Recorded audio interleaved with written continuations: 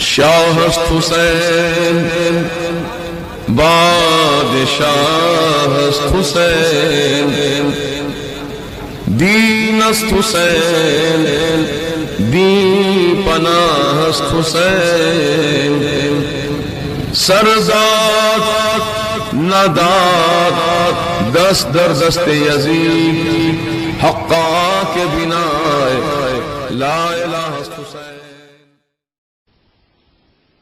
برادران اسلام السلام علیکم ورحمۃ اللہ وبرکاتہ. الحمد للہ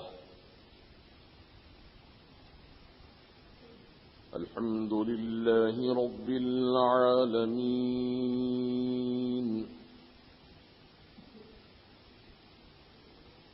والصلاة والسلام على سيد المرسلين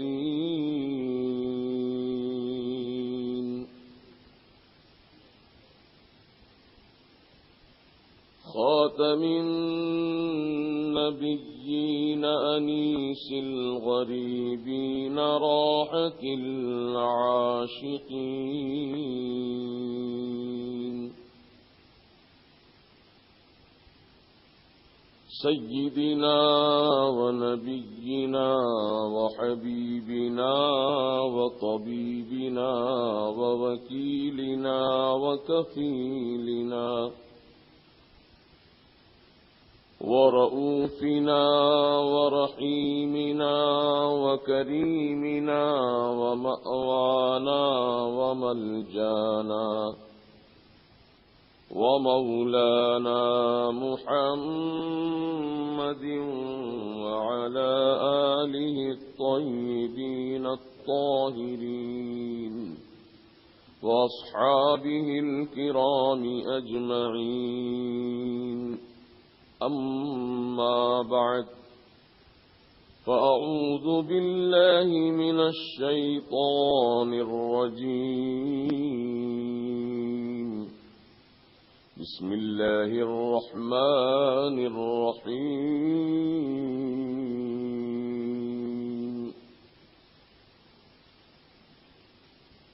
قل لا أسألكم عليه أجرا إلا المودة في القربى صدق الله العظيم وبلغنا رسوله النبي الأمين المتين الكريم. معزز علماء اہل سنت، بزرگان دین و ملت، نوجوانان اہل سنت اور عزیز بچوں اور پس پردہ سننے والی میری ماں اور بہنوں، آئیے ہم اور آپ سب مل کر عقیدت و محبت کے ساتھ کامل توجہ اور بھرپور وارفتگی کے ساتھ ہمارے اور آپ کے ساری کائنات کے آقا و مولا مدنی دلہا تاجدار عرب و عجم صاحب لطف و کرم باعث تخلیق آدم و بنی آدم اللہ کے حبیب انبیاء کے خطیب زخم خوردہ انسانیت کے طبیب عرب کے سورج عجم کے چاند اللہ کے پیارے ٹوٹے ہوئے دلوں کے سہارے آقائے نامدار مدنی تاجدار سید ابرار و اخیار احمد مختار محمد الرسول اللہ صلی اللہ تعالی علیہ وآلہ وسلم کی بارگاہ مقدسہ میں ہدیہ درود و سلام پیش کریں.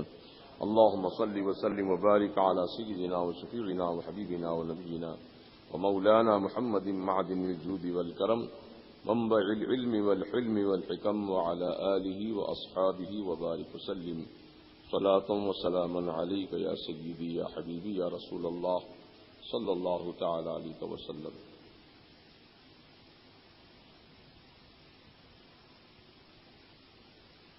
اللہ تبارک و تعالی جو ساری کائنات کا خالق، مالک اور معبود ہے،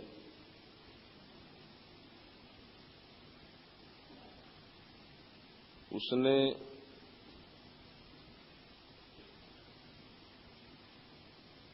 جس مخلوق کو بھی پیدا کیا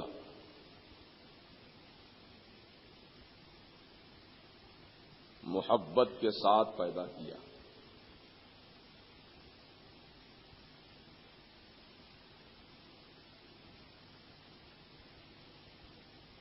کوئی بھی شے ایسی نہیں ہے جو محبت کے بغیر پیدا کی گئی ہو.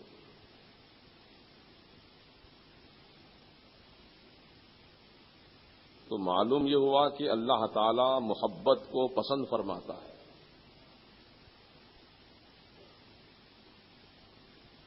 اب ایک حدیث قدسی آپ سماعت فرما لیں.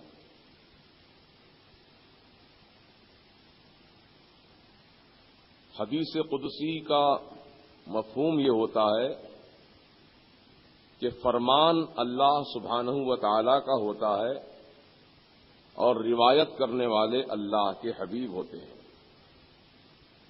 اس کو کہتے ہیں حدیث قدسی.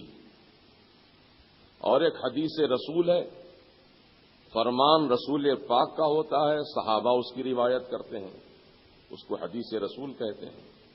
یہ حدیث قدسی ہے جو میں آپ کو سنانے جا رہا ہوں. یعنی فرمان اللہ تعالی کا ہے اور روایت کرنے والے ہمارے آقا ہیں صلی اللہ تعالی علیہ وسلم. کیا فرماتے ہیں آقا؟ اللہ کا فرمان، کنت کنزا مخفیا. اللہ سبحانہ و تعالی نے ارشاد فرمایا کہ میں ایک چھپا ہوا خزانہ تھا. جیسے آدمی دولت کو، خزانے کو، سونے چاندی کو سب کی نگاہوں سے چھپا کر رکھتا ہے، محفوظ رکھتا ہے. اللہ تعالی کی شان تو بے نیاز ہے، وہ صمد ہے، اس کی کوئی مثال نہیں کائنات میں، وہ بے مثال ہے. لیکن ہم ناقص العقل بندوں کو، ہم انسانوں کو، ہم کمزوروں کو اللہ تعالیٰ ایک مثال کے ذریعے اپنی پہچان کرا رہا ہے. کنت کنزن مخفیہ، میں ایک چھپا ہوا خزانہ تھا. فأحببت ان اعرف، تو میں نے اس بات کو محبوب جانا. احببت حب سے بنا ہے، حب کے معنی محبت. میں نے اس بات کو محبوب رکھا، محبوب جانا، پسند کیا، پیار کیا اس بات سے. کس بات سے؟ ان اعرف، کہ اپنے آپ کو میں ظاہر کروں. تو اللہ تعالی اپنا ظہور بھی محبت کی بنیاد پہ رکھا ہے. سبحان اللہ. اپنی پہچان بھی محبت کے بنیاد پر کروائی ہے. اللہ نے اس بات کو محبوب رکھا. اللہ تعالیٰ نے اس بات سے محبت کی. کس بات سے؟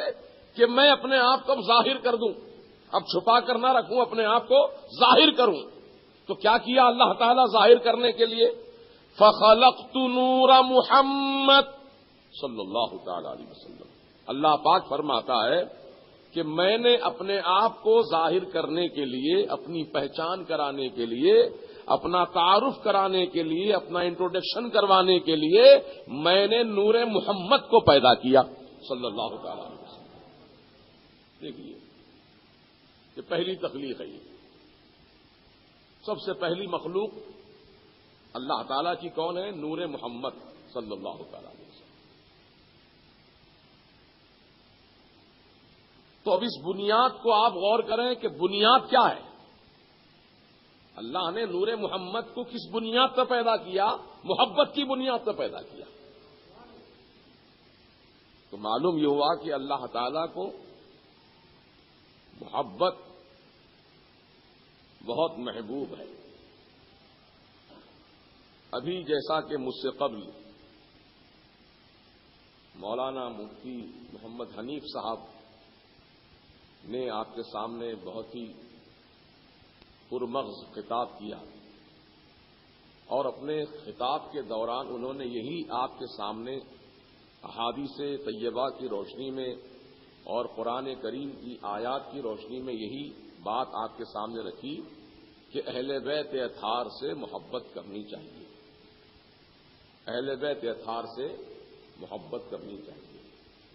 یہ مولانا کا اپنے دل کا بیان نہیں تھا، اپنے من کا بیان نہیں تھا، اپنی طبیعت کا بیان نہیں تھا، یہ تو شریعت کا بیان تھا جو انہوں نے کیا، قرآن و حدیث کو بیان کیا۔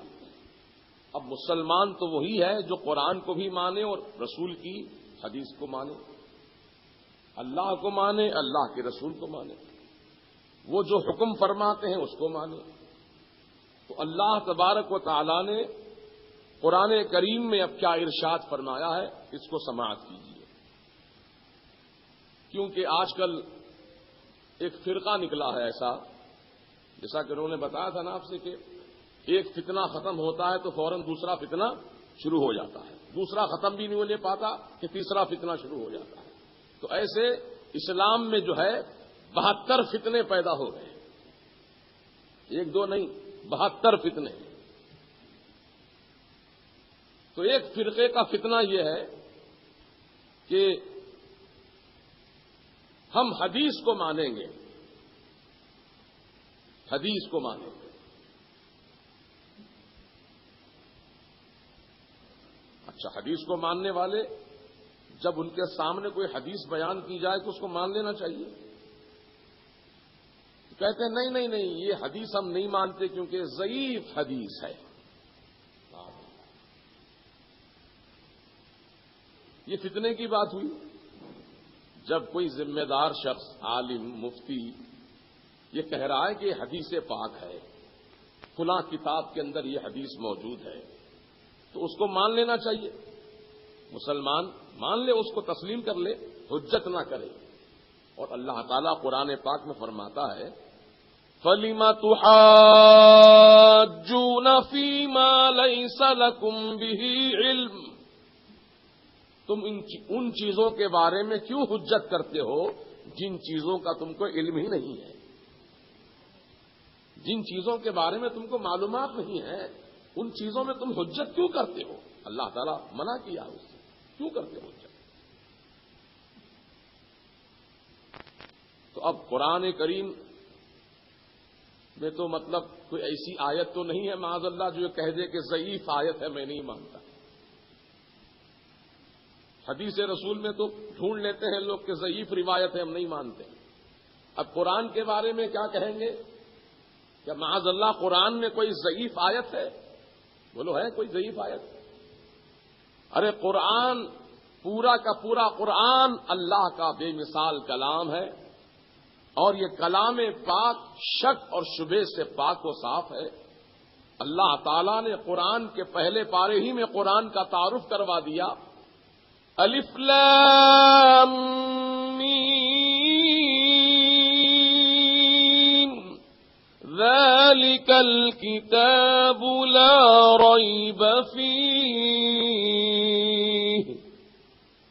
ذالک الکتاب، یہ قرآن وہ کتاب ہے جس میں کوئی شک والی بات نہیں ہے، جو بات ہے حقیقی بات ہے، سچی بات ہے، حق بات ہے، اللہ تعالیٰ کا کلام ہے، اس کے اندر کوئی شک والی بات نہیں ہے۔ یہ پہلے پارے ہی میں اللہ نے اپنے کلام کے بارے میں فرما دیا۔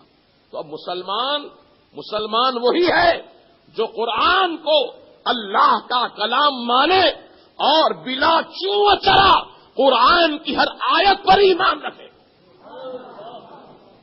ایسا نہیں ہو سکتا، اسلام اور ایمان اس کا نام نہیں ہے۔ کس کا نام؟ افتؤمنون ببعض الکتاب وتکفرون ببعض، اللہ پاک فرما رہا قرآن میں، کیا یہ لوگ بعض آیتوں کو مانتے ہیں اور بعض آیتوں کو نہیں مانتے ہیں؟ کیا یہ ایمان ہے ان کا؟ نہیں، یہ ایمان نہیں ہے، یہ بے ایمانی ہے، یہ کفر ہے، یہ بغاوت ہے خدا کے کلام سے۔ افتؤمنون ببعض الکتاب وتکفرون ببعض، اللہ تعالیٰ کی کتاب کی بعض باتوں کو مانتے ہیں اور بعض کو نہیں مانتے ہیں، کہ یہی اسلام ہے؟ اسی کا نام مسلمانیت ہے۔ یاد رکھو مسلمانوں، اللہ تعالیٰ کا کلام کا ایک ایک حرف کا ایک ایک نقطہ، ہر حرکت پر ہمارا ایمان ہے کہ اللہ پاک کا کلام ہے، اس میں کوئی شک اور شبہ نہیں ہے۔ شک جو کیا وہ دائرہ اسلام سے خارج ہو گیا، جہاں شک کیا اسلام سے باہر ہو گیا۔ اب وہ چاہے نام کتنا ہی اپنا اونچا بلند رکھ لے، کتنا ہی وہ اونچا اپنا پاجامہ پہن لے، کتنا ہی لمبا کرتا پہن لے، کتنا ہی پیشانی پر کالا داغ بنا لے، کچھ فرق نہیں پڑنے والا ہے۔ اللہ کی نظر میں وہ ایمان والا وہی ہے جو اللہ کی کتاب پر ایمان رکھتا ہو، اللہ کے رسول پر ایمان رکھتا ہو، اللہ کے فرشتوں پر ایمان رکھتا ہو، مرنے اور مرنے کے بعد دوبارہ زندہ اٹھائے جانے پر ایمان رکھتا ہو، اچھی اور بری تقدیر اللہ ہی کی طرف سے ہے اس بات پر ایمان رکھتا ہو۔ یہی ان سب باتوں کے ماننے والے کا نام مسلمان ہے۔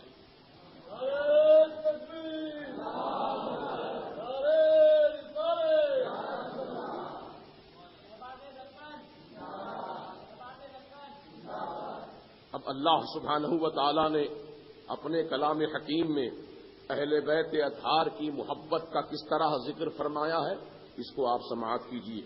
سورہ احزاب کی آیت ہے، اللہ تعالی نے ارشاد فرمایا، قُل لَّا أَسْأَلُكُمْ عَلَيْهِ أَجْرًا إِلَّا الْمَوَدَّةَ فِي الْقُرْبَى۔ قُل، تم کہہ دو، قل کے معنی محبوب تم کہہ دو، تم فرماؤ، کیا فرماؤ؟ لا اسألکم، میں تم سے سوال نہیں کرتا، علیہ اجرا، یعنی جو دین اسلام تم کو پہنچایا ہوں، اسلام کی تعلیمات تم تک پہنچایا ہوں، میں نے تمہارے خاطر بڑی بڑی تکلیفیں اٹھائیں، پیٹ پہ پتھر باندھے، کانٹیوں پر چلا، کئی کئی دن کا فاقہ کیا، شعب ابی طالب کی گھاٹیوں میں 3 سال تک مجھے مقید اور محصور کر دیا گیا۔ میں نے یہ ساری تکلیفیں اس لیے اٹھائیں تاکہ تم تک اللہ کا دین پہنچا دوں، اللہ تعالیٰ کا کلام پہنچا دوں، اللہ کے احکامات تمہیں سنا دوں اور عمل کر کے دکھا دوں کہ دین کیا ہے، اسلام کیا ہے، خدا کی رضا کیا ہے، تقرب اللہ کیا ہے، رضا الہی کیا ہے، جنت کیا ہے، جنت کا مقام کیا ہے، جنت کی نعمتیں کیا ہے، جہنم کیا ہے، اس کا عذاب کیا ہے، یہ ساری چیزوں کی تفصیلات تم تک جو پہنچایا ہوں، اس کے عوض، اس کے بدلے میں تم سے دنیا کی اجرت نہیں مانگتا، دنیا کی اجرت نہیں مانگتا۔ جیسے کوئی محنت کرنے والا، مزدوری کرنے والا جب صبح سے شام تک مزدوری کرتا ہے، جب اس کا وقت مکمل ہو جاتا ہے مزدوری کا، تو اپنے مالک سے وہ اپنی اجرت مانگتا ہے کہ لاؤ، میں نے صبح سے شام تک تمہارا کام کیا ہے، مجھے اب مزدوری دو، مجھے میرا صلہ دو، میری محنت کی مزدوری مجھے دو۔ تو اللہ کے پیارے حبیب صلی اللہ تعالی علیہ وسلم کی بارگاہ میں ایک دن صحابہ کرام بڑے تشت میں، بڑے طباق میں کچھ سونا، کچھ چاندی، کچھ ریشمی کپڑے اور ایسے قیمتی تحائف رکھ کر سروں پر اٹھا کر صحابہ لے کر آئے رسول پاک کی بارگاہ میں، سامنے لا کر بڑے ادب سے رکھا اور عرض کیا، یا رسول اللہ علیہ السلام، ہم سب غلاموں کی طرف سے آقا آپ کی بارگاہ میں یہ ہدیہ محبت ہے، قبول فرما لیں حضور، یہ تحفہ ہے، ہم سب کی طرف سے قبول فرما لیں۔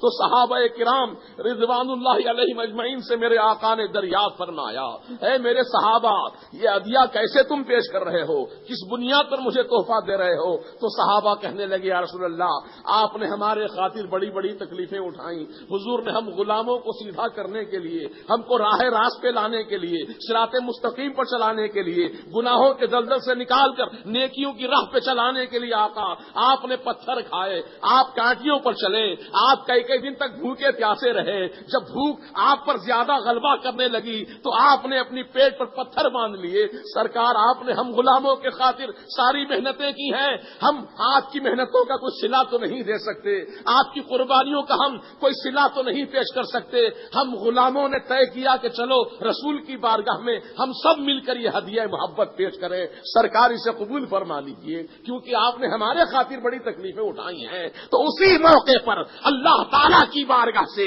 جبریل امین اس آیت کو لے کر اترتے ہیں، قُل لَا أَسْأَلُكُمْ علیہ اجرا، میرے محبوب تم فرما دو اپنے غلاموں سے کہ میں جو دین اسلام تم تک پہنچایا ہوں اس کے بدلے دنیا کی دولت نہیں چاہیے، یہ سونا نہیں چاہیے، یہ چاندی نہیں چاہیے، یہ ریشمی کپڑے نہیں چاہیے، یہ تحفے تحائف نہیں چاہیے، محبوب تم فرما دو مجھے دنیا کی دولت نہیں چاہیے، الا المودۃ فی القربى، میرے خاندان والوں کی محبت چاہیے۔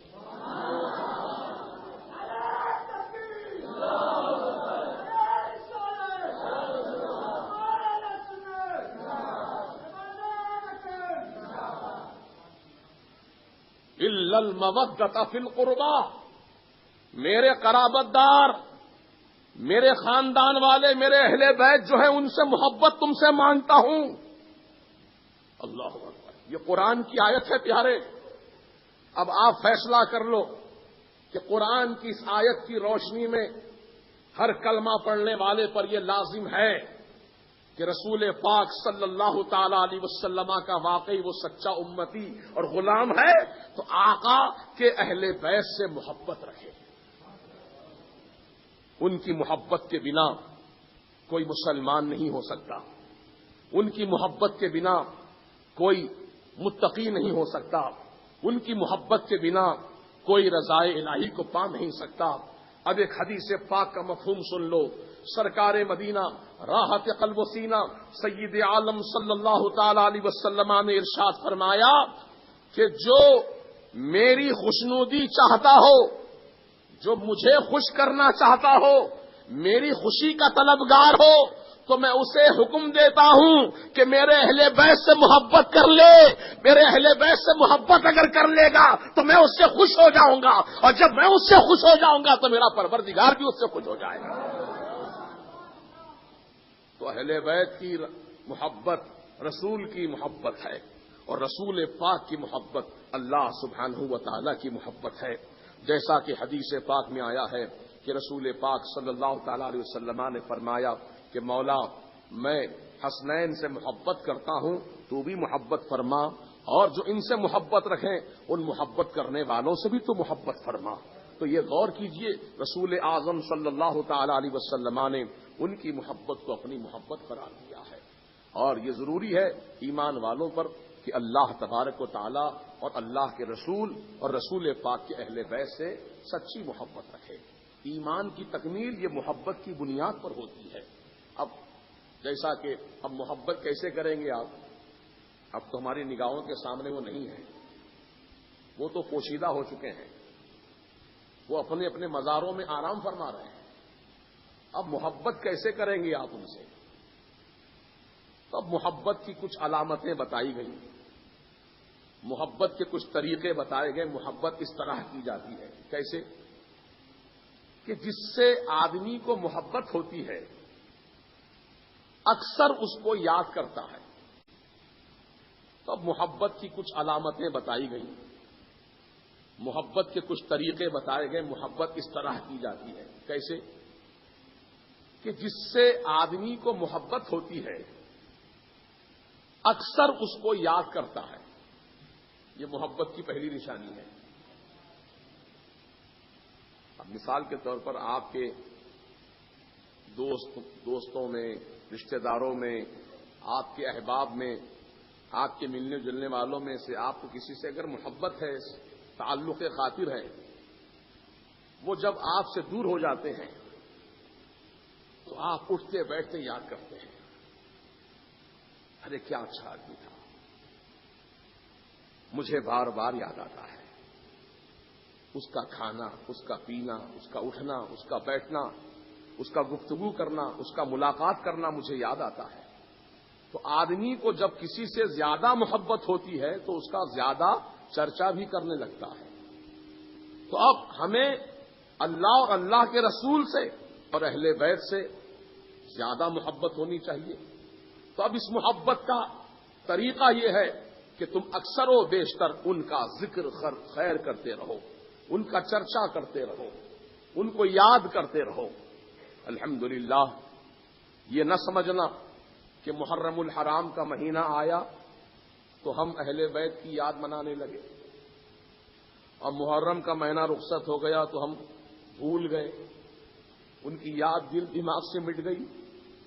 ایسا نہیں ہے، بلکہ اللہ سبحانہ و تعالی نے ایسا نظم قائم فرما دیا ہے ان کی یادوں کا، سبحان اللہ، کہ ہم صرف محرم کے مہینے ہی میں رسول اور آل رسول کو نہیں یاد کرتے ہیں، بلکہ زندگی بھر ان کو یاد کرتے ہیں، روزانہ یاد کرتے ہیں، بلکہ روزانہ صبح و شام 5 مرتبہ یاد کرتے ہیں۔ 5 مرتبہ کیا، بلکہ میں کہتا ہوں 50 مرتبہ روز یاد کرتے ہیں۔ کیسے؟ اب آپ کہیں گے کیسے یاد کرتے ہیں، ہم تو کبھی نام نہیں لیے ان کا، پھر یاد کیسے ہو رہی ہے؟ تو سنو، آپ جب نماز ادا کرتے ہیں اور جب قاعدہ میں بیٹھتے ہیں، قاعدے اخیرہ میں، تو اتحیات پڑھنے کے بعد آپ درود ابراہیم پڑھتے ہیں۔ درود ابراہیم کا مطلب کیا ہوا؟ اللہم صلی علی سیدنا محمد وعلی آل سیدنا محمد، اے اللہ درود بھیج، رحمتیں بھیج ہمارے سردار حضرت محمد مصطفیٰ صلی اللہ تعالی علیہ وسلم پر اور ان کی آل پر۔ رسول کی آل کون ہے؟ حسنین کریمین، سیدہ فاطمہ زہرا ہیں، سیدہ بی بی زینب ہیں، یہ سب اہل بیت ہیں۔ تو رسول کی جو آل ہے ان پر بھی تو درود بھیج۔ تو نماز میں جہاں ہم قاعدے میں بیٹھ کر اتحیات پڑھتے ہیں، درود ابراہیم پڑھتے ہیں، تو درود ابراہیم میں نبی کی بھی یاد ہو رہی ہے اور نبی کے اہل بیت کی بھی یاد ہو رہی ہے۔ تو مہینے میں 1 مرتبہ یاد نہیں کرتے بلکہ روز 5 وقتہ یاد کرتے ہیں۔ اب جو جتنی نمازیں پڑھتا رہے گا گویا وہ نبی کو اور نبی کی آل کو روز یاد کر رہا ہے۔ اگر پوری نمازوں کا کیلکولیشن کیا جائے تو 50 نمازیں ہو رہی ہیں جملہ، سنتیں، نفل، واجب سب ملا دیا جائے، سب کا ٹوٹل کیا جائے تو 50 رکعتیں ہوتی ہیں، سبحان اللہ۔ تو یہ اللہ تبارک و تعالیٰ کا کرم ہے کہ ان کی یادوں کو تو نماز میں اللہ تعالیٰ رکھا ہے، جبکہ نماز اللہ کی عبادت ہے۔ نماز کس کی عبادت ہے؟ اللہ کی عبادت ہے، عبادت خدا کی ہے، لیکن یاد مصطفیٰ کی ہے اور آل مصطفیٰ کی ہے، سبحان اللہ صلی اللہ تعالی علیہ وآلہ وسلم۔ تو دوست اور بزرگوں، اب یہ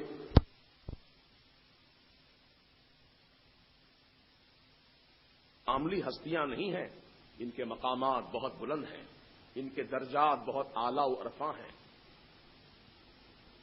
سید عالم صلی اللہ تعالی علیہ وسلم جمعہ کا خطبہ ارشاد فرما رہے تھے۔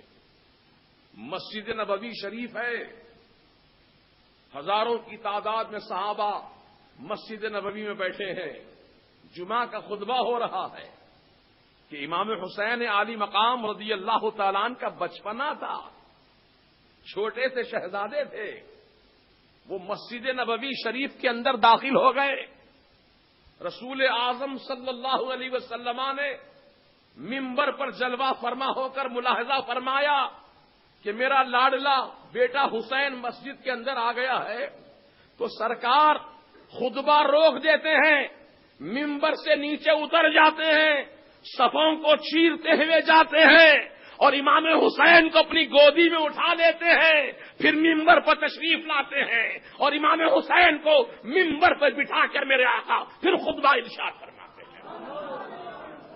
غور کیجئے، دنیا کا کوئی مفتی ہو، کوئی علامہ ہو، کوئی کسی یونیورسٹی کا پڑھا لکھا قابل آدمی ہو، جمعہ کا خطبہ اگر پڑھ رہا ہو، اس کا نواسا آ جائے یا اس کا بیٹا یا اس کا پوترا آ جائے تو اسے حکم نہیں ہے کہ وہ خطبہ روک کر کے نواسے کو اٹھا کے لائے، اسے حکم نہیں ہے کہ اپنے پوترے کو اٹھا کے لائے، یہ حکم نہیں ہے کہ اپنے بیٹے کو اٹھا کر لائے۔ یہ تو رسول پاک علیہ السلام کی خصوصیت ہے کہ سرکار نے اپنے نواسے کا مقام بتا دیا کہ خطبہ اپنی جگہ ہے لیکن میری نظر میں حسین کا مقام کتنا بلند ہے، دیکھ لو مسلمانوں۔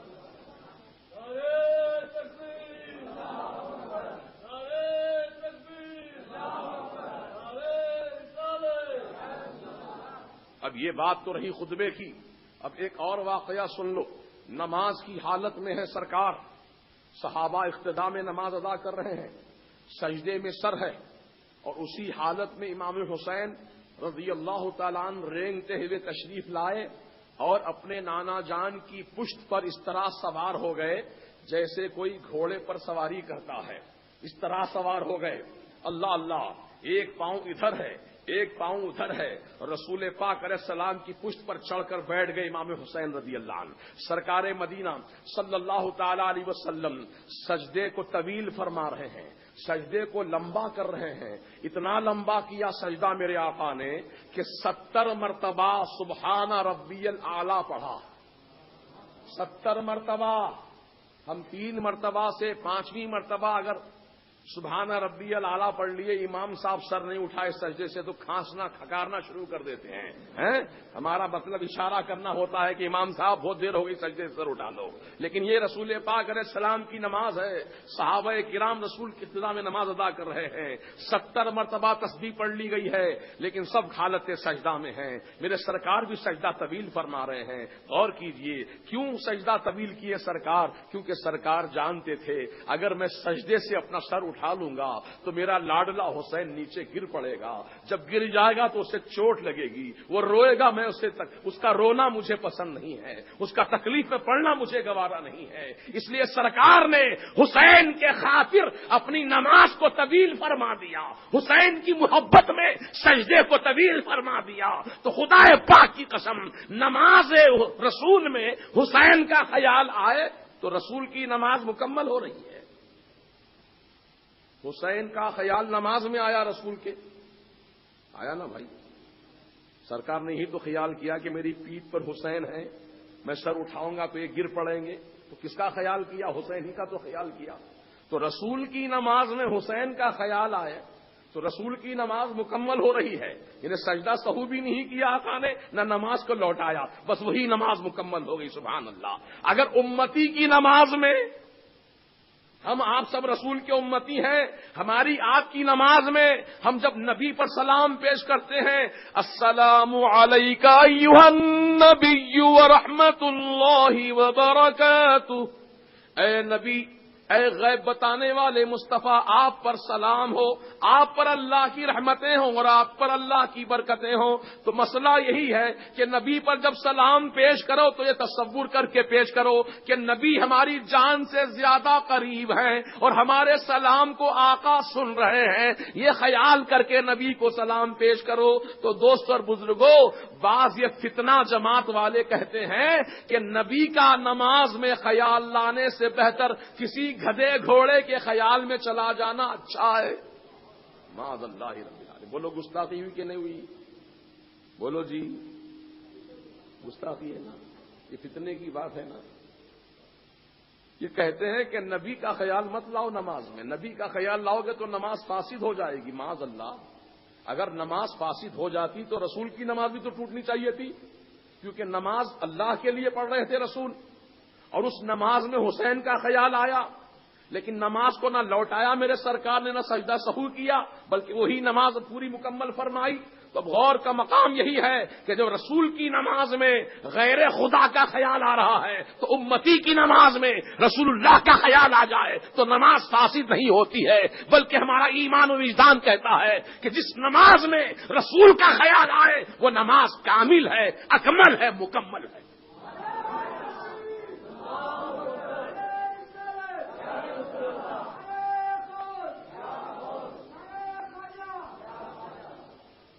تو رسول اعظم صلی اللہ تعالی علیہ وسلم کی محبت، اہل بیت اطہار کی محبت، یہ سب مسلمانوں پر لازم۔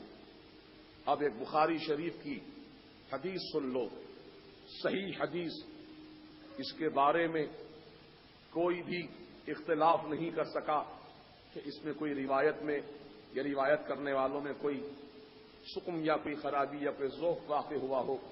یہ امام مسلم نے بھی اس حدیث کو نقل فرمایا ہے اور امام بخاری رحمت اللہ علیہ نے بھی اس حدیث کو اپنی بخاری شریف میں نقل فرمایا ہے۔ بہت مشہور حدیث ہے سرکار کی، سرکار کا فرمان ہے، قال قال رسول اللہ صلی اللہ تعالی علیہ وسلم لا يؤمن احدكم حتى اكون احب اليه من والده وولده والناس اجمعین۔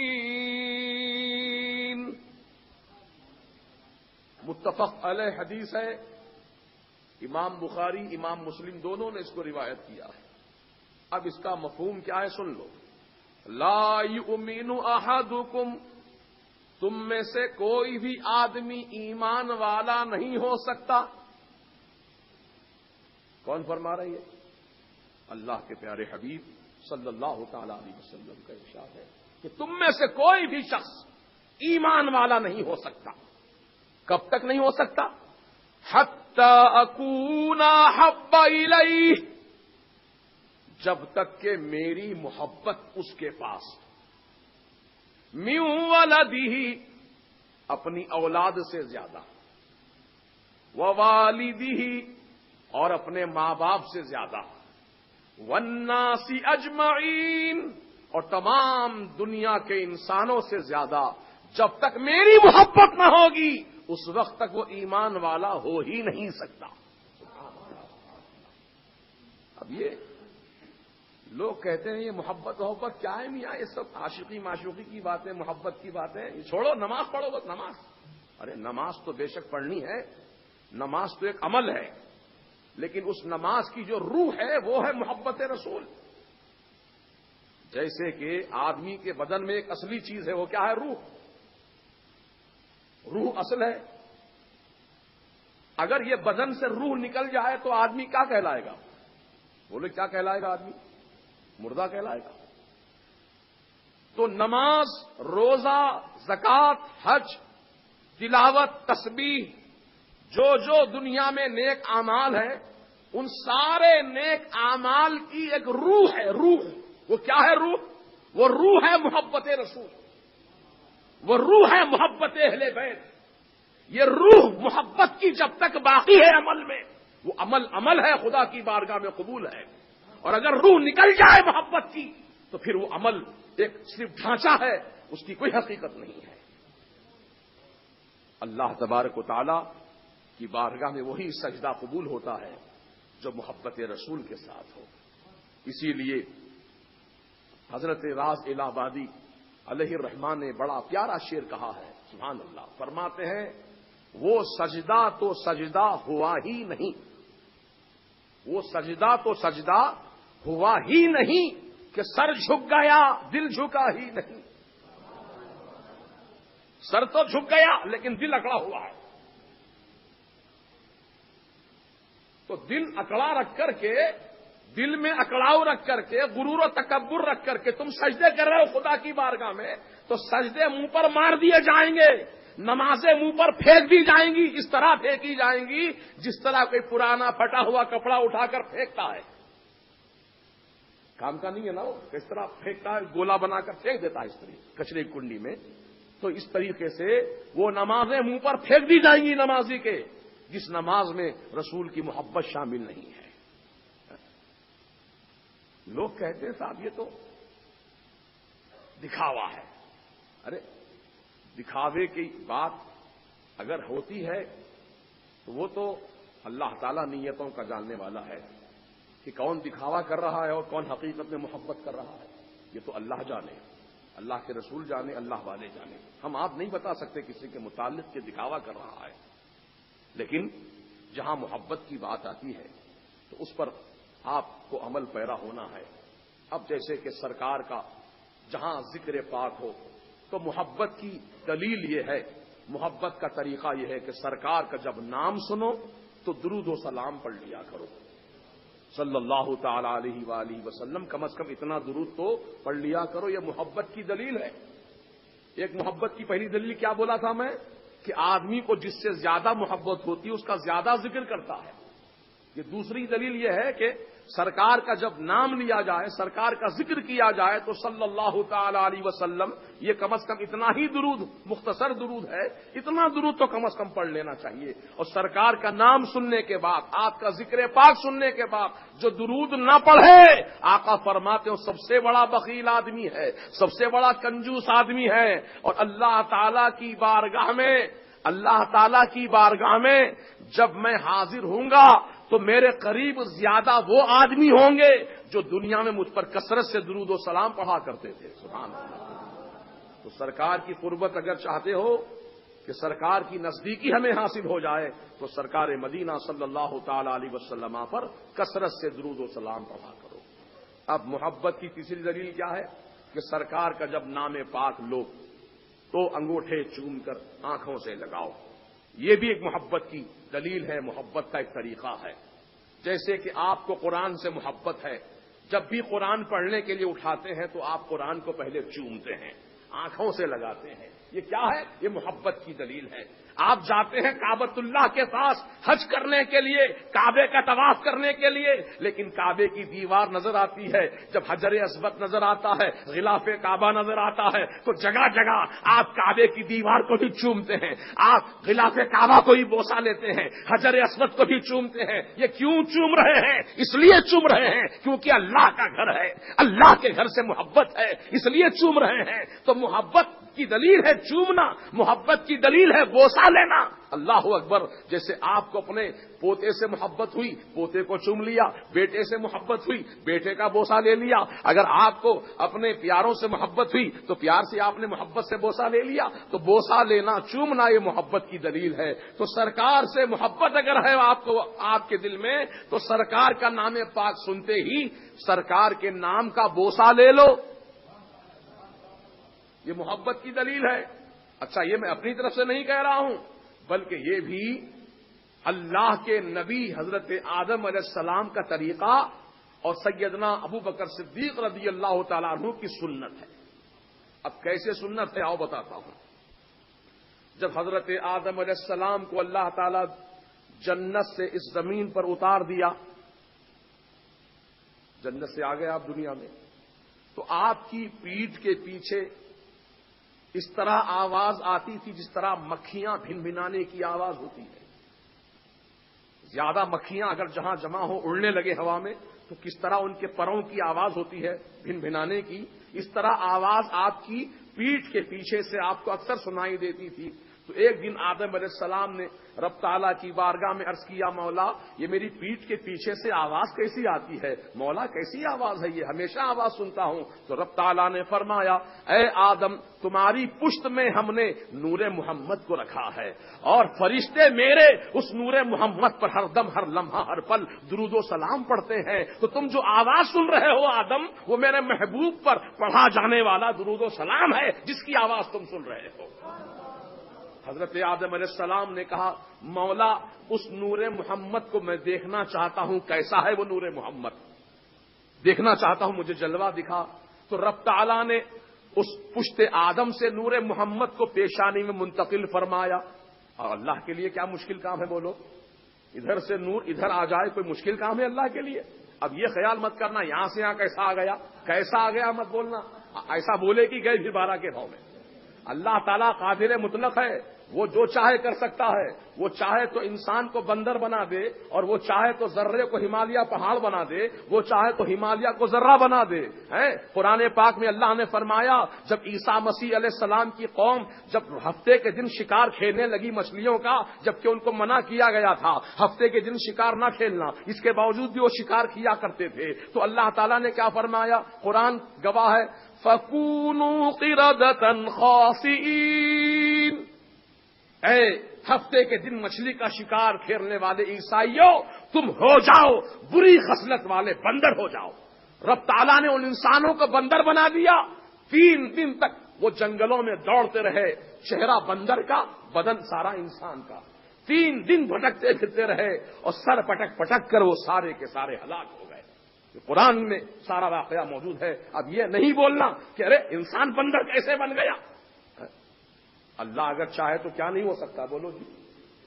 اللہ تعالیٰ قدرت والا ہے، وہ جو چاہے کر سکتا ہے۔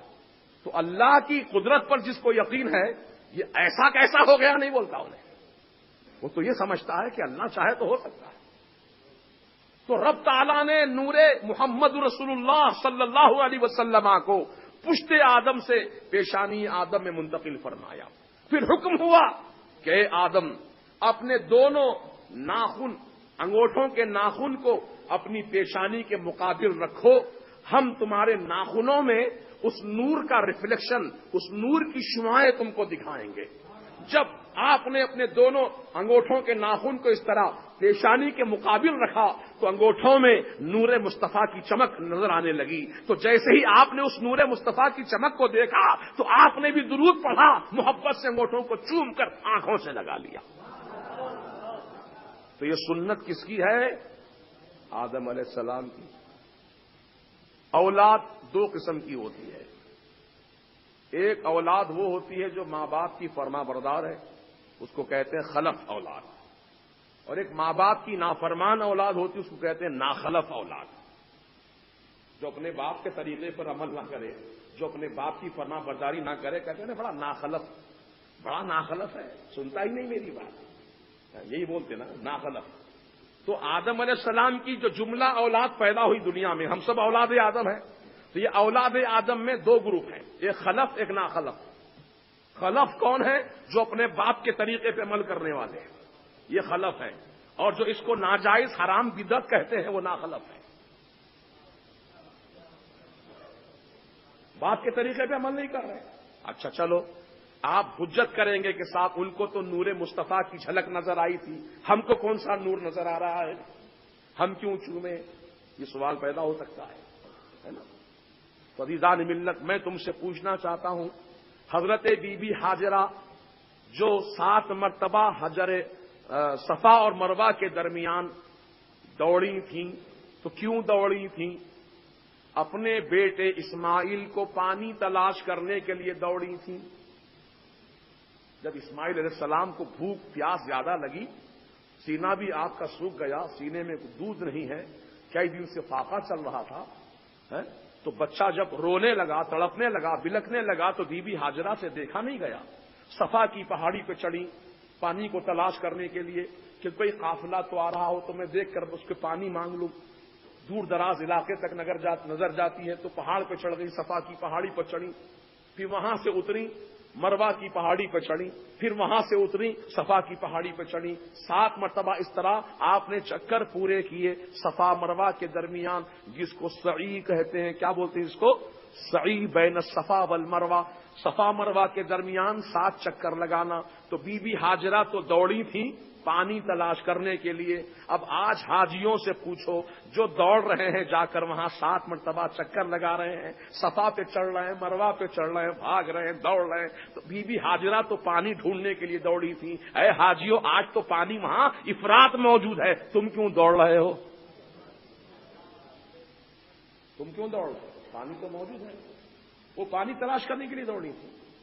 تو اب آپ کا جواب یہ ہوگا کہ بے شک بی بی حاجرہ تو دوڑی تھی پانی کے لیے, لیکن ہم کو حکم دیا گیا ہے کہ پانی تو موجود ہے, پانی تلاش مت کرو, پانی کو ڈھونڈو مت, پانی تو موجود ہو گیا ہے. زمزم کا کنواں موجود ہے, جتنا چاہو پانی پیو, جتنا چاہو لوٹو, جتنا چاہو لے جاؤ, کوئی پابندی نہیں ہے, پانی تو موجود ہے. لیکن اللہ کا حکم ہوا کہ میری بندی حاجرہ کا دوڑنا مجھے پسند آ گیا ہے, اس لیے اب قیامت تک جتنے حاجی آئیں گے میری بندی کی سنت پر عمل کرتے رہیں.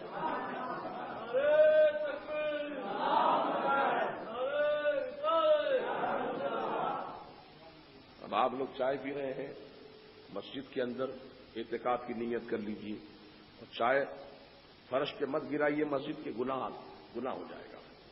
نیت کر لیجیے بسم اللہ دخلت ونویت سنت الاعتکاف. بہرحال اعتکاف کرنے والے ہی کو مسجد میں کھانے پینے کی اجازت ہے, جو اعتکاف کی نیت نہیں کیا اس کو کھانا پینا منع.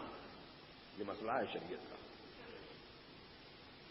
تو بی بی حاجرہ کی سنت پہ آج سارے مسلمان حج کرنے والے عمل کر رہے ہیں, جبکہ پانی موجود ہے وہاں پر. تو اسی طریقے پر ہم یہ کہتے ہیں کہ حضرت آدم علیہ السلام کو تو نور مصطفیٰ کی جھلک نظر آئی تھی, انہوں نے چوم لیا. ہم وہی سنت پہ عمل کر کے چوم رہے ہیں, ہم کو تو نظر نہیں آ رہا لیکن ہم چوم رہے ہیں. اب ایک روایت کا جواب تو یہ ہو گیا. اب ایک روایت اور سن لو, اور میں پورے حوالے کے ساتھ کہہ رہا ہوں. روح البیان کتاب کا نام کیا ہے؟ تفسیر روح البیان. نام یاد رہے گا کہ بھول جائیں گے؟ تفسیر روح البیان. اس تفسیر کے لکھنے والے ہیں حضرت علامہ امام اسماعیل حقی علیہ الرحمت و رضوان. انہوں نے یہ تفسیر قرآن لکھی ہے. یہ آج کل کی تفسیر لکھی بھی نہیں ہے، سینکڑوں سال پہلے آپ نے قرآن کی تفسیر لکھی ہے. اسی تفسیر قرآن، تفسیر روح البیان شریف میں آپ نے ایک روایت نقل فرمائی ہے. وہ روایت کیا ہے سن لو کہ مسجد نبوی شریف میں سرکار مدینہ علیہ السلام جلوہ فرما تھے اور حضرت بلال رضی اللہ تعالیٰ عنہ نے دیکھا کہ اذان کا وقت ہو چکا ہے تو آپ نے رسول سے اجازت مانگی کہ یا رسول اللہ میں اذان کہہ دوں؟ تو سرکار نے فرمایا ہاں بلال اذان کہہ دو. تو رسول کے زمانے مبارکہ میں ممبر جو ہے وہ مسجد کے باہر ہوتا تھا، اذان کہنے کا ممبر. تو اس ممبر پہ چڑھ کر حضرت بلال رضی اللہ تعالیٰ عنہ اذان کہنے لگے. تو جب حضرت بلال رضی اللہ تعالیٰ عنہ اذان کہتے کہتے جہاں اللہ تعالیٰ کی کبریائی، اللہ تعالیٰ کی عظمت بیان کرنے لگے، کس طریقے سے؟ اللہ اکبر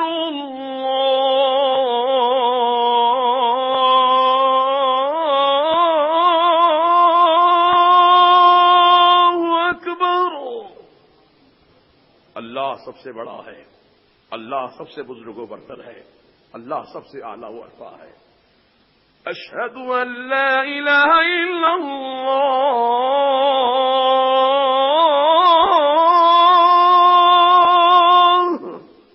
میں گواہی دیتا ہوں اللہ کے سوا کوئی عبادت کے لائق نہیں. ہر کلمے دو بار، اللہ اکبر 4 بار، اشہد ان لا الہ الا اللہ 2 بار آپ نے اذان میں کہے حضرت بلال رضی اللہ عنہ نے. جب سرکار کا ذکر آیا اشہد ان محمد رسول اللہ، میں گواہی دیتا ہوں کہ بے شک حضرت محمد مصطفیٰ صلی اللہ علیہ وسلم اللہ کے رسول ہیں، اللہ کے رسول ہیں. اب اذان مکمل ہو گئی، اس کے بعد اذان کی دعا پڑھی گئی. اللہم رب هذه الدعوة التامة والصلاة القائمة آتی سیدنا محمد الوسیلة والفضیلة والدرجة الرفیعة وابعثه مقاما محمودا الذي وعدته وارزقنا شفاعته یوم القیامة انك لا تخلف الميعاد. یہ دعا ہونے کے بعد سرکار نے صحابہ کو مخاطب کر کے فرمایا کہ آج میرے پیارے خلیل نے بہت ہی پیارا عمل کیا ہے. تم میں سے کوئی دیکھا ہو تو بیان کرو، کون سا ایسا عمل تھا جو میرے خلیل کا پیارا عمل ہے؟ تو ایک صحابی عرض کرتے ہیں یا رسول اللہ میں نے دیکھا کہ جب حضرت بلال رضی اللہ تعالیٰ عنہ اذان میں آپ کا نام پاک پڑھ رہے تھے، اشہد ان محمد رسول اللہ کہہ رہے تھے، تو میں نے اپنی نگاہوں سے دیکھا سیدنا ابوبکر صدیق رضی اللہ تعالیٰ عنہ اپنے دونوں ہاتھ کے انگوٹھوں کو چوم کر اپنی آنکھوں سے لگا رہے تھے اور زبان سے کچھ پڑھ رہے تھے. آقا یہ منظر میں نے دیکھا ہے.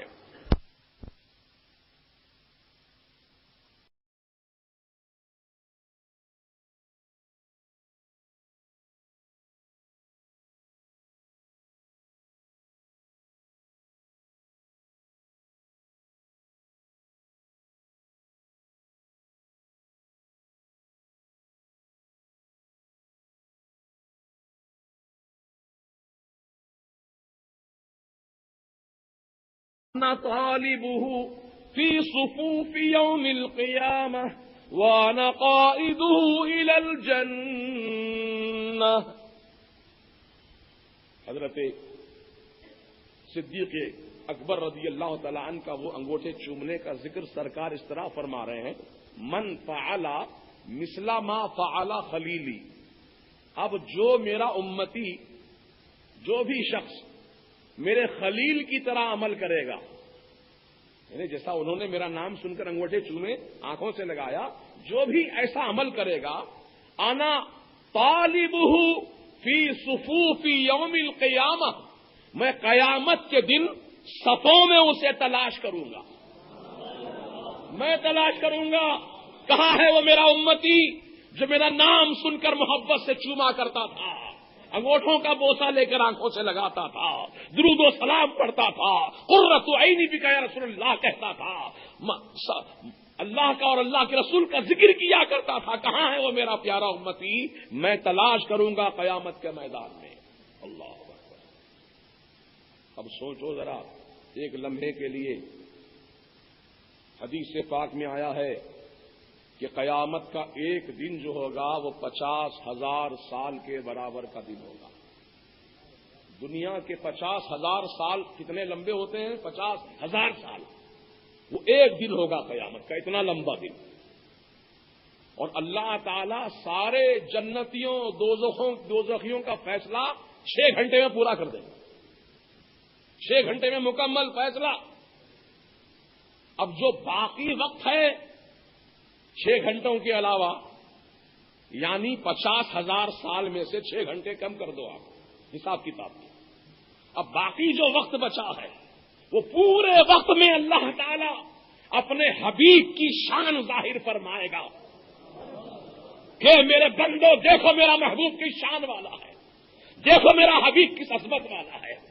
اسی لیے رب نے قرآن میں فرمایا عَسَىٰ أَن يَبْعَثَكَ رَبُّكَ مَقَامًا مَحْمُودًا، ان قریب اے محبوب آپ کا رب آپ کو ایسے مقام پر فائز فرمائے گا جہاں سب آپ کی تعریف کریں گے۔ مقام محمود پر آپ کو فائز کرے گا اللہ تعالیٰ قیامت کے دن۔ مقام محمود کیا ہے؟ یہ شفاعت، وہ شفاعت کا مقام ہے جہاں سرکار کھڑے ہوں گے اور اپنے گناہگار امتیوں کی سفارش فرماتے ہوں گے۔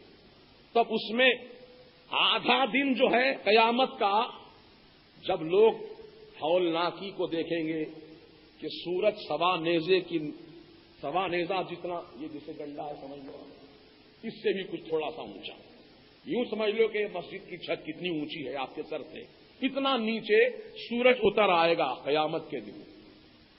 کیا عالم ہوگا گرمی کا، لوگ پسینہ ان کا ایسا بہتا ہوگا کہ رسول پاک علیہ السلام نے فرمایا کہ پسینے کا دریا بہ رہا ہوگا۔ جس کا جیسا عمل ہوگا پسینہ اس کو وہاں تک لگے گا، کسی کے ٹخنوں تک، کسی کے گھٹنوں تک، کسی کی کمر تک، کسی کے سینے تک، کسی کی گردن تک، اور کوئی پورا اس میں ڈوبا ہوا ہوگا، کوئی ڈبکیاں کھا رہا ہوگا۔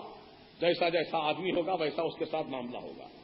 تو اس محشر کے میدان میں ایسی سختی، ایسی گرمی، ہولناک گرمی، پسینے کا دریا بہتا ہوگا، زمین تانبے کی طرح سرخ ہو جائے گی، انگار کی طرح لال ہو جائے گی سورج کی گرمی سے۔ لوگ اپنی سفارش کرنے والے کو تلاش کریں گے، اپنی شفاعت کرنے والے کو تلاش کریں گے، ڈھونڈیں گے۔ تو لوگ آپس میں مشورہ کریں گے کہ بھائی اس مشکل سے کیسے نجات پائیں، چلو کوئی راستہ ڈھونڈتے ہیں، کوئی راستہ تلاش کرتے ہیں، کوئی اللہ کے نبی کی بارگاہ میں چلتے ہیں۔ تو چلتے چلتے لوگ پہنچیں گے کہاں؟ سب سے پہلے آدم علیہ السلام کی بارگاہ میں پہنچیں گے۔ اے آدم صفی اللہ، آپ مسجود ملائکہ ہیں، یعنی سجدہ اللہ تعالیٰ نے فرشتوں سے آپ کو کروایا، آپ کا مقام بہت بلند ہے حضور، ہم آج بڑی مشکل میں پھنسے ہیں، یہ محشر کی ہولناکیاں آپ دیکھ رہے ہیں سرکار، ہمارے لیے کچھ سفارش کر دیجئے رب تعالیٰ کی بارگاہ میں، ہماری شفاعت کا انتظام فرما دیجئے کہ اللہ ہم کو اس مصیبت سے نجات عطا فرما دے۔ تو حضرت آدم علیہ السلام کیا جواب دیں گے سنو، فرماتے ہیں اللہم ربنا نفسی نفسی اذهبوا الى غیری اذهبوا الى غیری، اے اللہ، اے میرے رب، میری جان، جاؤ جاؤ، میرے علاوہ کسی اور کے پاس جاؤ، میں اس وقت تمہاری کوئی مدد نہیں کر سکتا۔ آدم علیہ السلام اپنی بارگاہ سے سب کو کہیں گے جاؤ کسی اور کے پاس جاؤ۔ وہاں سے نکل کر لوگ پہنچیں گے نوح علیہ السلام کی بارگاہ میں۔ حضرت نوح علیہ السلام سے عرض کریں گے اے نوح نجی اللہ، اللہ تعالیٰ نے آپ کی کشتی کو سمندر کے طوفان، سیلاب و طوفان سے نجات دے کر جودی پہاڑ پر سلامتی کے ساتھ آپ کی کشتی کو ٹھہرایا تھا۔ آپ نوح نجی اللہ ہیں، آپ کی دعا بڑی مقبول ہوتی ہے رب کی بارگاہ میں، حضور ہمارے لیے آپ شفاعت کی دعا فرما دیجئے کہ اللہ تعالیٰ ہم کو اس مصیبت سے نجات عطا فرما دے۔ تو حضرت نوح علیہ السلام بھی یہی جواب دیں گے اللہم ربنا نفسی نفسی اذهبوا الى غیری اذهبوا الى غیری، جاؤ کسی اور کے پاس جاؤ، جاؤ کسی اور کے پاس جاؤ، اس وقت میں خود اپنی جان بچانے کی فکر میں لگا ہوا ہوں۔ 1,23,999 نبیوں کی بارگاہوں میں لوگ ڈھونڈتے پھریں گے شفاعت کرنے والے کو، تو قیامت کا آدھا دن گزر جائے گا، یعنی 25,000 سال کا زمانہ گزر جائے گا۔ تلاش کرتے کرتے ڈھونڈتے ڈھونڈتے کس کو ڈھونڈیں گے ہم لوگ؟ اپنی شفاعت کرنے والے کو ڈھونڈیں گے، رب کی بارگاہ میں سفارش کرنے والے کو ڈھونڈیں گے۔ 25,000 سال کا زمانہ گزر جائے گا، لیکن اب سرکار کیا فرماتے ہیں سنو کہ جو محبت کے ساتھ میرے انگوٹھوں کو چومتا ہے نام سن کر، تو اسے ڈھونڈنے کی نوبت نہیں آئے گی، قیامت میں خود اسے ڈھونڈ نکالوں گا، میں خود تلاش کر لوں گا کہاں ہے میرا پیارا امتی، آجا آجا انا قائدہ الی الجنہ، اپنے ساتھ لے کر جنت میں داخل ہو جا۔ یہ چومنا میاں یہ بیکار عمل نہیں ہے، بڑا پیارا عمل ہے۔ اذان میں اقامت میں جب بھی نام سننا چوم لینا، چومیں گے نا انشاءاللہ۔ یہ صدیق اکبر رضی اللہ تعالی عنہ کا عمل ہے، اور سرکار نے جب اس کی فضیلت بیان فرما دی تو اب صحابہ اکثر حضور کا نام سن کر انگوٹھے چوما کرتے تھے۔ اب اس کی فضیلت یہ بتائی گئی کہ جس کی آنکھ میں تکلیف ہو، جس کی آنکھ میں تکلیف ہو، اس طرح کا وہ عمل مسلسل کرتا رہے تو انشاءاللہ آنکھ کی تکلیف دور ہو جائے گی، اللہ تعالیٰ اس کی بینائی کو باقی رکھے گا، اللہ تعالیٰ اس کی دیکھنے کی صلاحیت کو باقی رکھے گا۔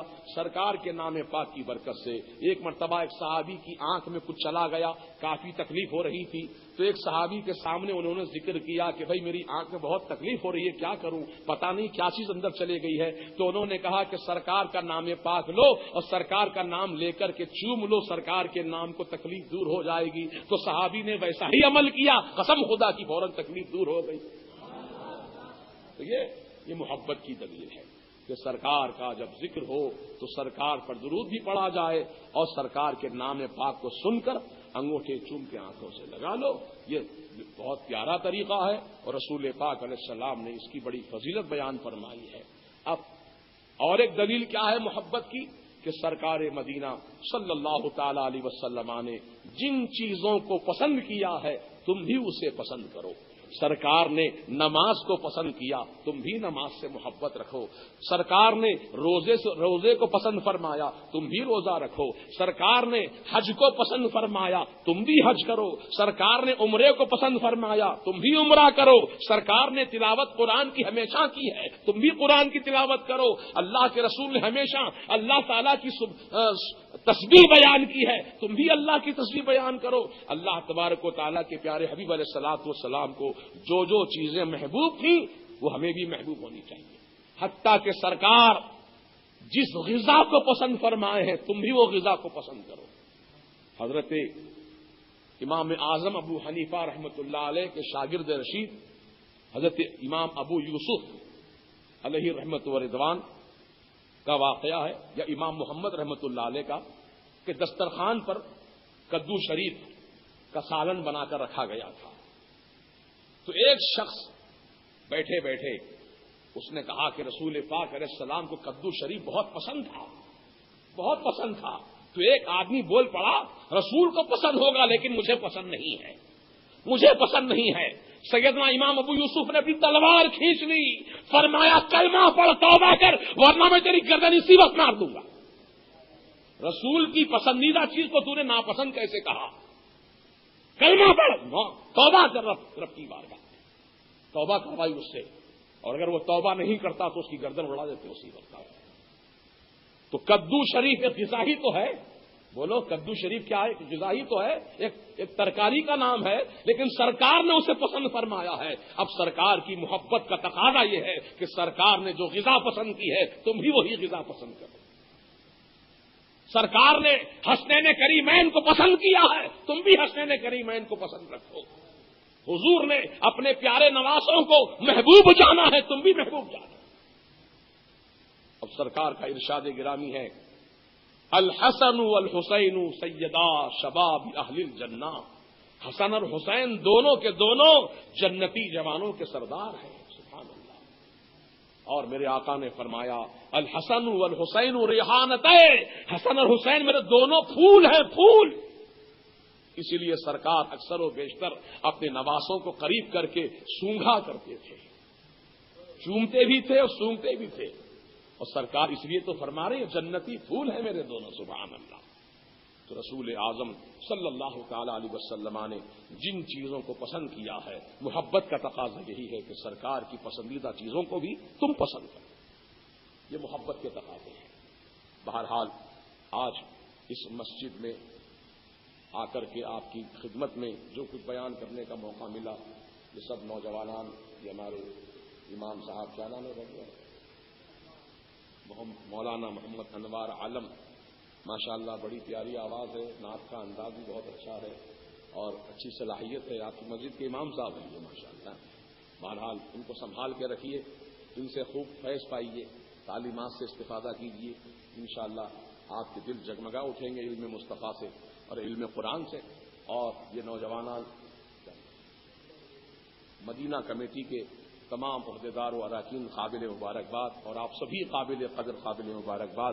مسجد کمیٹی کے ذمہ داران اور تمام مصلیان، تمام حاضرین قابل قدر ہیں کہ ماشاءاللہ آپ نے اپنا قیمتی وقت یہاں صرف کیا ہے، اللہ کے دربار میں بیٹھ کر اللہ اور اس کے رسول کا ذکر سنا ہے. اللہ تعالیٰ یہاں ہمارا بیٹھنا قبول فرما لے، اور جو ذکر ہم نے سنا اور کیا ہے اللہ اس کو قبول فرما کر ذریعہ نجات بنا دے. کیونکہ یہ مہینہ پورا جو ہے محرم شریف کا ذکر حسین کی محفلیں ہوتی ہیں، اور مسلسل کئی دن سے میں مسلسل سفر میں بھی ہوں اور تقریریں بھی کر رہا ہوں الحمدللہ.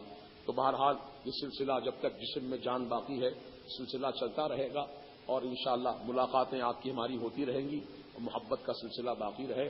اللہ سبحانہ. اس سے پہلے میں آیا تھا ایک بار، شاید ربیع الاول شریف کا مہینہ تھا غالباً، اس موقع پر سڑک پر جلسہ تھا، بہت مختصر سے وقت کے لیے آیا تھا. آپ نے دوبارہ پھر مجھے یاد کیا، میں آپ کی خدمت میں چلا آیا الحمدللہ.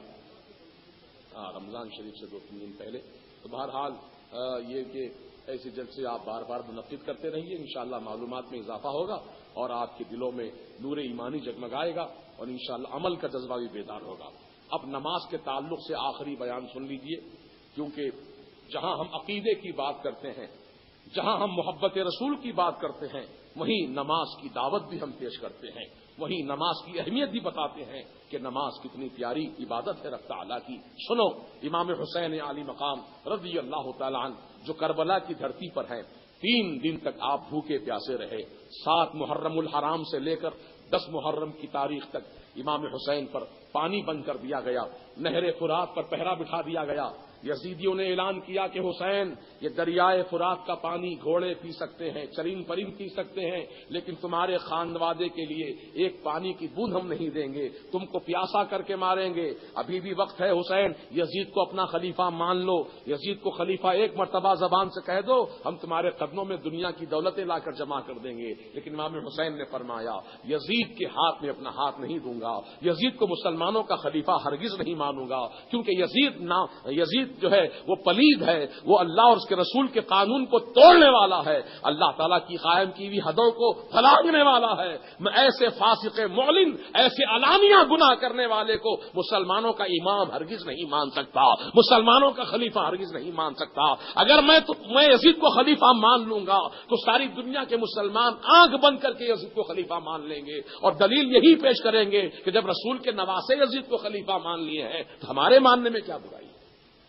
اس لیے میں اس کو کسی قیمت پہ مسلمانوں کا امیر نہیں مان سکتا، کیونکہ شراب نوشی کرتا ہے، یہ بندروں کو نچاتا ہے، جوا سکا کھیلتا ہے اور حرام کی ہوئی عورتوں سے حلال سمجھ کر نکاح کرتا ہے. ایسے شخص کو میں مسلمانوں کا خلیفہ اور امیر نہیں مان سکتا. اگر آپ کی مسجد کا امام معاذ اللہ کسی سینما تھیٹر میں پکڑا جائے سینما دیکھتے ہوئے تو کیا اس کے پیچھے آپ نماز پڑھیں گے؟ آپ اس کو امام صاحب کہنے کے لیے تیار ہو جائیں گے؟ آپ کہیں گے رے بڑا پاپی آدمی ہے یار، اس کے پیچھے ہماری نماز ہی نہیں ہوتی ہے، ہم اس کو امام کیسے مانیں؟ تو جو 2 وقت کی نماز پڑھانے والا امام خدا نہ خواستہ گناہ کرتا ہوا پکڑا جائے، ریڈ ہینڈ پکڑا جائے، تو لوگ اس کو امام ماننے تیار نہیں ہوتے ہیں. تو غور کرو، یہاں مسلمانوں کی امامت کا مسئلہ ہے. یزید ناپکار جبکہ علانیہ شراب پی رہا ہے، جوا کھیل رہا ہے، حرام کاری کر رہا ہے، اور امام حسین کو علم ہے اس بات کا کہ یہ شریعت کی خلاف ورزی کر رہا ہے، تو وہ مسلمانوں کا امیر کیسے مان لیتے؟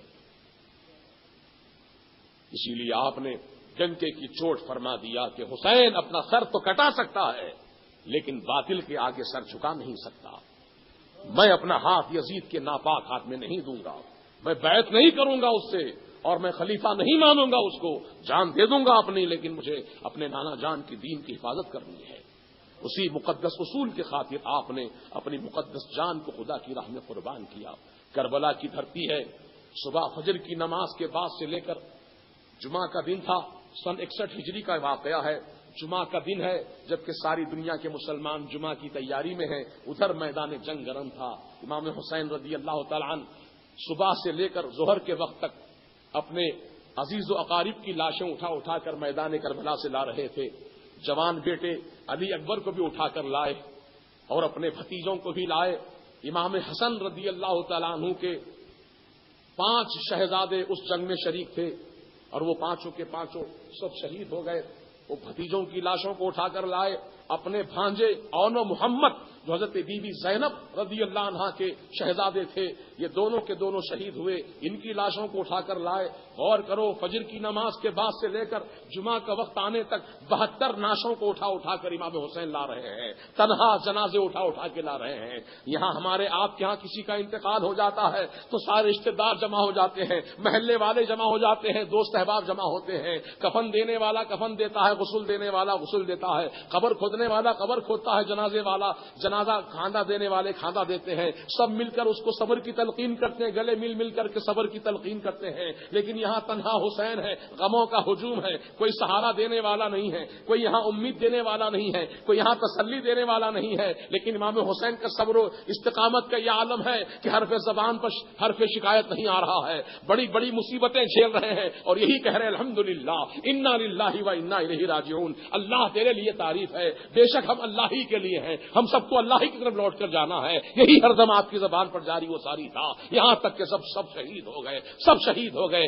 تنہا زین العابدین بچ گئے جو آپ کے منجلے صاحبزادے تھے، اور اس لیے وہ محفوظ رہ گئے کیونکہ اللہ کی مشیت یہی تھی، رسول پاک کی نسل کو دنیا میں پھیلانا تھا، آل رسول کا سلسلہ باقی رکھنا تھا، اس لیے اللہ تعالیٰ نے ان کو بیمار کر دیا، اور اس لیے بیمار ہونے کی وجہ سے وہ حالت جنگ میں تھے لیکن جنگ میں شریک نہیں ہو سکے، خیمے ہی کے اندر رہے، اور اس حالت میں بھی کھڑے ہو گئے تلوار ہاتھ میں لے کر، اپنے بابا جان سے کہنے لگے ابا جان میرے رہتے ہوئے آپ کیوں جا رہے ہیں میدان جنگ میں، مجھے اجازت دیجیے میں جا کر شہید ہو جاتا ہوں۔ تو امام حسین نے فرمایا اے میرے بیٹے زین العابدین، اللہ تعالیٰ کی مشیت یہی ہے کہ تم کو زندہ رہنا ہے کیونکہ تمہیں سے رسول پاک کی آل دنیا میں پھیلے گی۔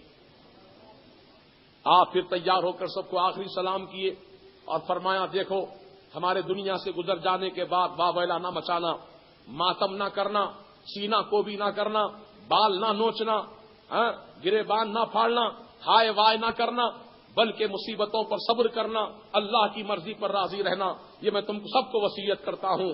خبردار خبردار نمازوں کو وقت پہ ادا کرنا، اور جب ہمارے کٹے ہوئے سروں کو لے کر رسول پاک کی بارگاہ میں جانے کا موقع مل جائے تو نانا جان کو ہمارا سلام سنا دینا۔ اللہ اکبر۔ رسول اعظم صلی اللہ علیہ وسلم کے مقدس نواسے کربلا کی دھرتی پر تنہا ہے، 30,000 کی تعداد تھی یزیدیوں کی، 30,000 کدھر 72 کدھر، اللہ اکبر۔ لیکن غارے صبر حسین کہ اس کو کہتے ہیں استقامت کا پہاڑ، استقامت کا کوہ، کہ سیدنا امام حسین رضی اللہ عنہ 30,000 کا لشکر جرار دیکھ کر، 30,000 تلواریں دیکھ کر، 30,000 نیزے بھالے دیکھ کر گھبرائے نہیں، یزید کے آگے جھکے نہیں، ڈٹے رہے اور اعلان فرما دیا کہ حسین سر کٹا سکتا ہے لیکن یزید کو خلیفہ نہیں مان سکتا۔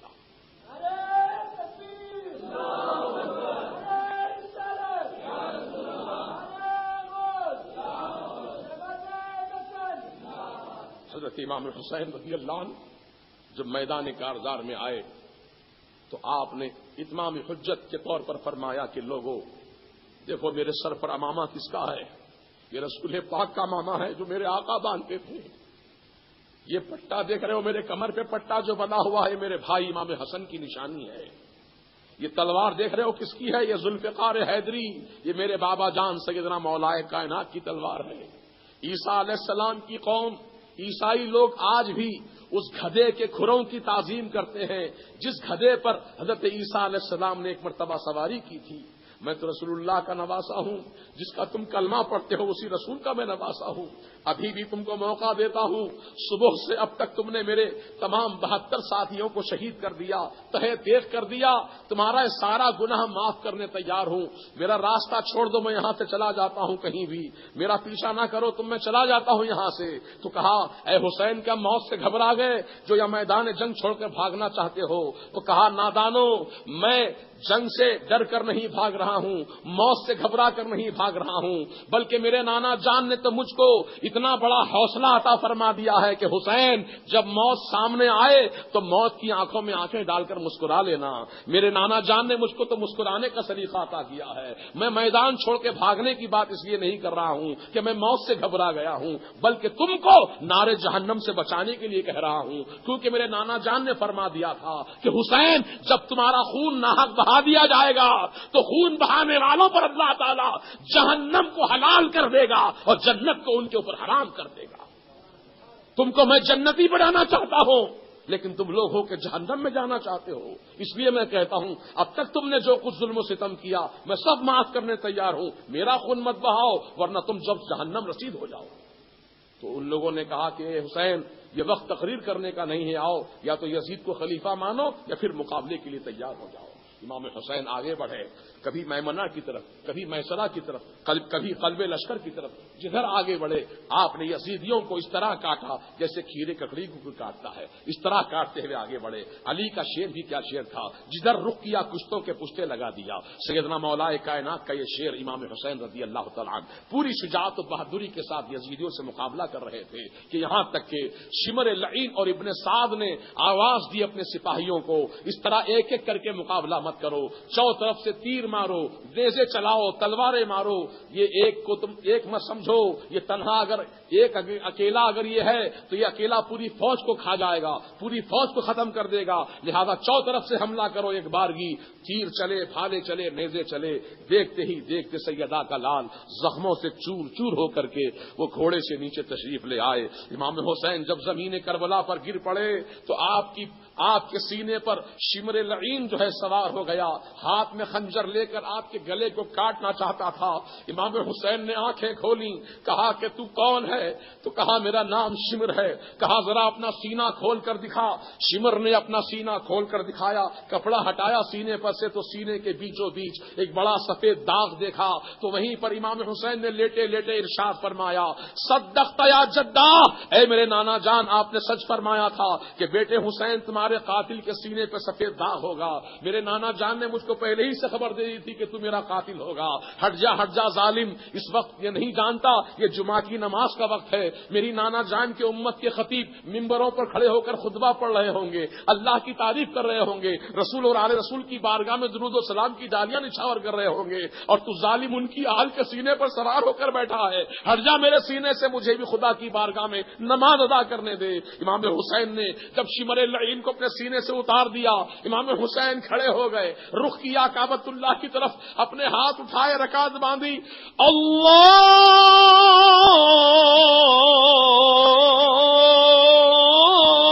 اکبر، اللہ اکبر کی صدا گونجی، کربلا میں سناٹا چھا گیا۔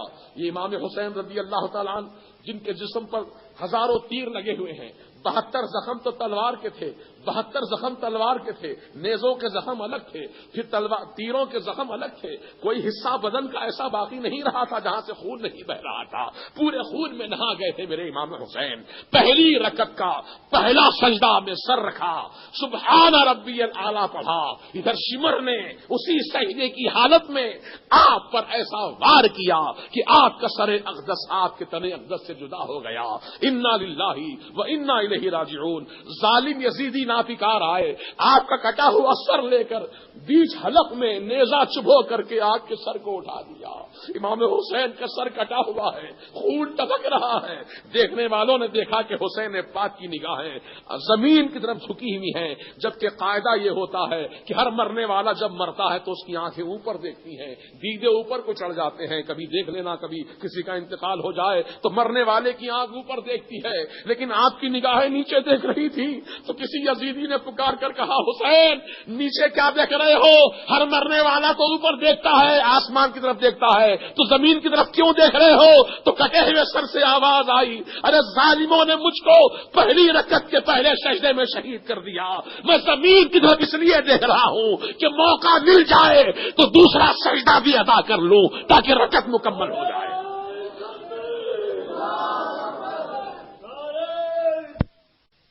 یہ ہے نماز حسین کہ کس طرح نماز ادا کی کربلا کی دھرتی پر۔ آج تم ایسی مصیبت میں تو نہیں ہو تم پر کوئی ایسی پریشانی تو نہیں آئی، تم پر کوئی تیر تلوار تو نہیں مارا، تم پھر بھی اذان کی آواز سن کر انجان بن جاتے ہو، خدا کی بارگاہ میں رجوع نہیں ہوتے، اللہ کے دربار میں سر جھکانے کے لیے نہیں آتے۔ اگر تم واقعی حسین کے چاہنے والے ہو تو کردار حسینی کو زندہ رکھنا، کردار حسینی کو زندہ رکھنا۔ جب جب نماز کا وقت آئے، مسجد کے مینار سے آواز آئے، حي على الصلاة،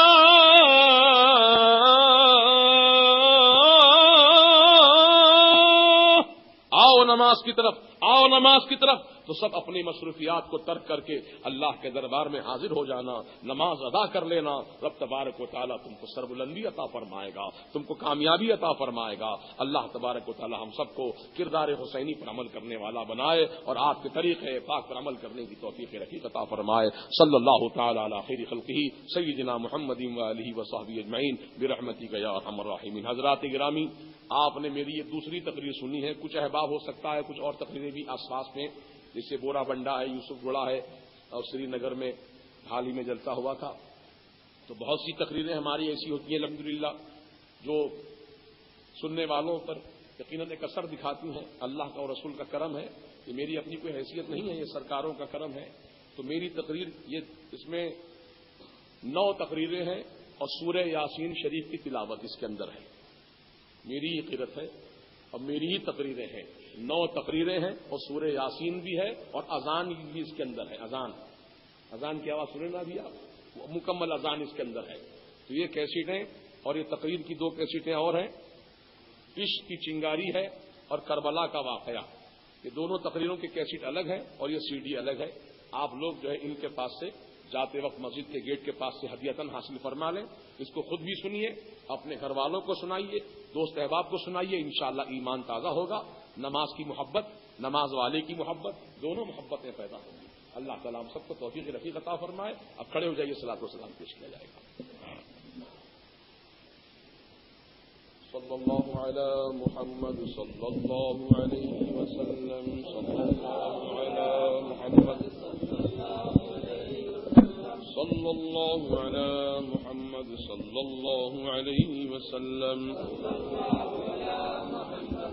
اللہ علیہ وسلم۔ مصطفیٰ جان رحمت پہ لاکھوں سلام، شمع بز میں ہدایت پہ لاکھوں سلام، مصطفیٰ جان رحمت پہ لاکھوں سلام، شمع بز میں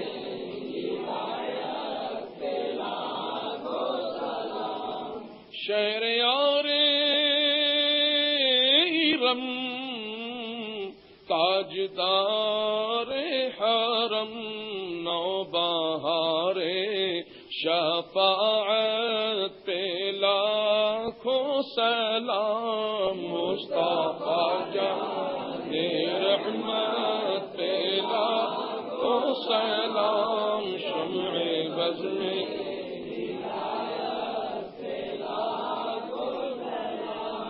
جن کے سجدے کو محراب کعبہ جھکی، جن کے سجدے کو محراب کعبہ جھکی، ان بھووں کی لطافت پہ لاکھوں سلام، مصطفیٰ جان رحمت پہ لاکھوں سلام، شمع بز میں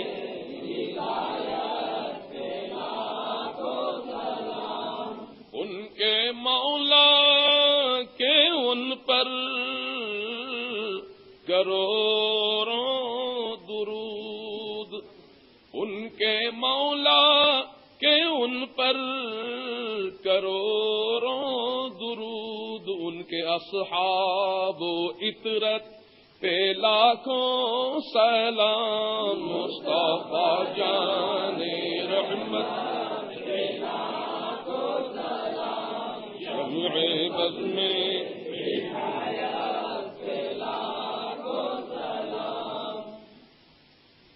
پا رہا ہے صحف چہائے قدس پارہائے صحف چہائے قدس اہل بیت نبوت پہ لاکھوں سلام مصطفیٰ جان رحمت پہ لاکھوں سلام شمع بد میں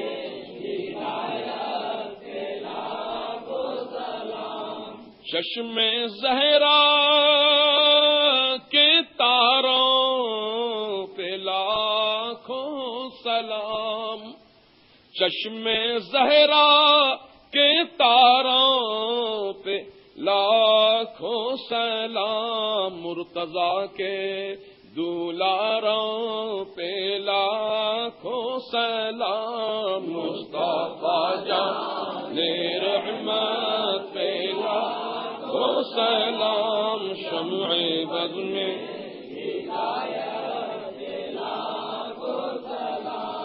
قتل کی شب جو محو عبادت رہے قتل کی شب جو محو عبادت رہے ان تہجد گزاروں پہ لاکھوں سلام مصطفیٰ جان رحمت پہ لاکھوں سلام شمع بد میں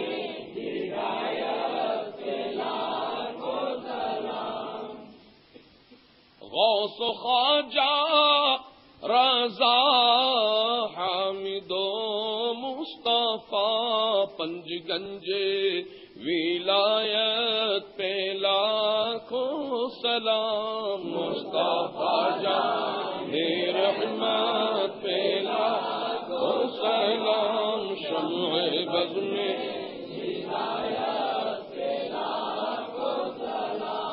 ڈال دی قلب میں عظمت مصطفیٰ ڈال دی قلب میں عظمت مصطفیٰ سیدی اعلی حضرت پہ لاکھوں سلام مصطفیٰ جان رحمت پہ لاکھوں سلام شمع بد میں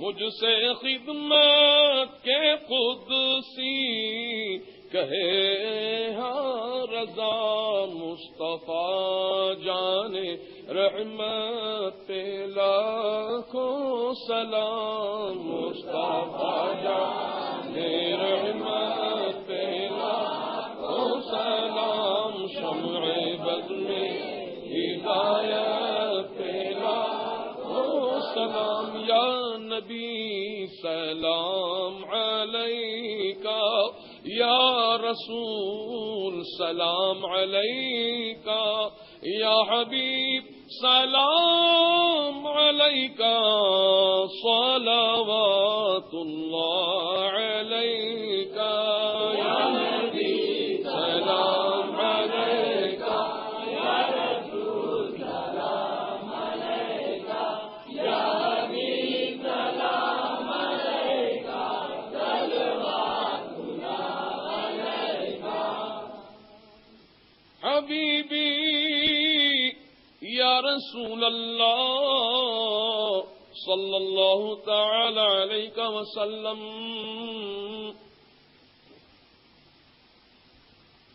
دکھ بھرے نالوں کا صدقہ ناز کے پالوں کا صدقہ بھیک دو لالوں کا صدقہ کربلا والوں کا صدقہ یا نبی سلام علیکہ یا رسول سلام علیکہ یا حبیب سلام علیکہ صلوات اللہ علیکہ صدقہ دو غوث الورا کا صدقہ دو خواجہ پیا کا صدقہ دو کل اولیاء کا، علم دو احمد رضا کا، یا نبی سلام علیکہ،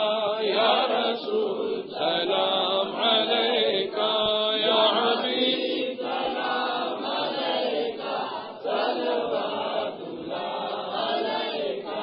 الصلاة والسلام علیکہ یا رسول اللہ، الصلاة والسلام علیکہ یا نبی اللہ، الصلاة والسلام علیکہ یا حبیب اللہ، وعلى آلك وأصحابك وأزواجك وذرياتك وعلماء ملتك وشهداء محبتك وأولياء أمتك وأهل بيتك يا سيدي يا حبيبي يا رسول الله صلى الله تعالى عليه وسلم. ربنا تقبل منا الفاتحة إلى حضرة النبي الكريم صلى الله تعالى عليه وآله وأصحابه وبارك وسلم.